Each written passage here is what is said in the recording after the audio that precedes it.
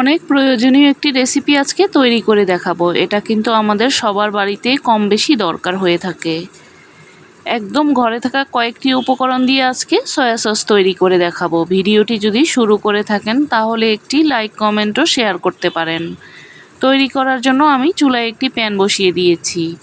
এবার দিয়ে দেব 1 কাপ চিনি। আমি আজকে কিছুটা বেশি পরিমাণেই তৈরি করছি, এজন্য 1 কাপ চিনি নিয়েছি। চুলার আঁচটাকে লো হিটে করে আমি ক্যারামেলটা তৈরি করে নেব।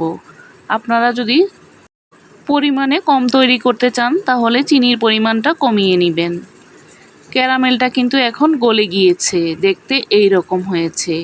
এবার আমি চুলার আঁচটাকে লো হিটে করে এটাকে একদম একটু কালচে কালার করে নেব। চুলার আঁচটা কিন্তু আমি একদম লোতে করে রেখেছি, না হলে কিন্তু পুড়ে তিতা হয়ে যাবে। এখন কিন্তু অনেকটাই কালো কালার হয়ে এসেছে। এবার আমি চুলাটাকে বন্ধ করে দেব। চুলাটাকে বন্ধ করে দিয়ে দেব আধা কাপ ফুটানো পানি।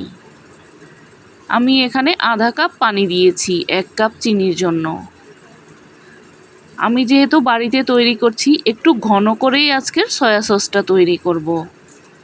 আপনারা আপনাদের পছন্দ অনুযায়ী তৈরি করে নিতে পারেন। এখন নাড়াচাড়া দিয়ে ভালোভাবে মিশিয়ে নিচ্ছি যতক্ষণ না পর্যন্ত পানির সাথে পুরোপুরি ভালোভাবে না মিশে। চুলার আঁচটা আমি লোতে করে জ্বালিয়ে দিয়েছি। এবার দিয়ে দেব 1 চা চামচ চিনি। লবণ দিয়েছি আধা চা চামচ, আর আধা চা চামচ টেস্টিং সল্ট। 2 টেবিল চামচ ভিনেগার। ভিনেগারটা দিলে কিন্তু এটা অনেক দিন ভালো থাকবে, সহজে কিন্তু নষ্ট হবে না। এবার নাড়াচাড়া দিয়ে খুব ভালোভাবে মিশিয়ে নিচ্ছি। এবার কিছুক্ষণ জাল করে নেওয়ার পর 1 চা চামচ কর্নফ্লাওয়ার আমি পানিতে গুলিয়ে নিয়েছি, সামান্য একটু পানি দিয়ে।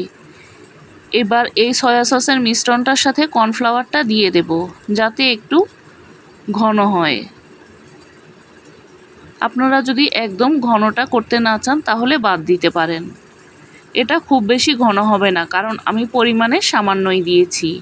এখন নাড়াচাড়া দিয়ে খুব ভালোভাবে মিশিয়ে নিচ্ছি। চুলার আঁচটা লোতে করে এখন কিছুক্ষণ জাল করে নেব।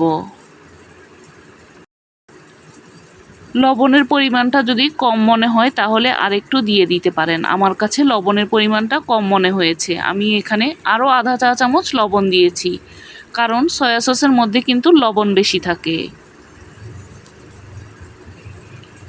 এবার চুলাটা বন্ধ করে দিয়েছি।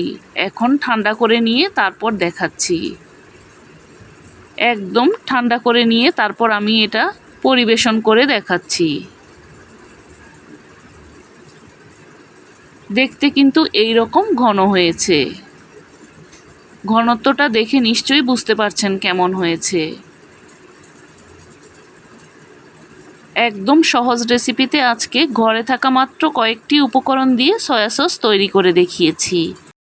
এই সয়া সসটা নর্মাল ফ্রিজে রেখে কিন্তু 1 মাসের মতো সংরক্ষণ করতে পারবেন। আজকের মতো এখানেই বিদায় নিচ্ছি। আবারও দেখা হবে নতুন কোনো রেসিপি নিয়ে।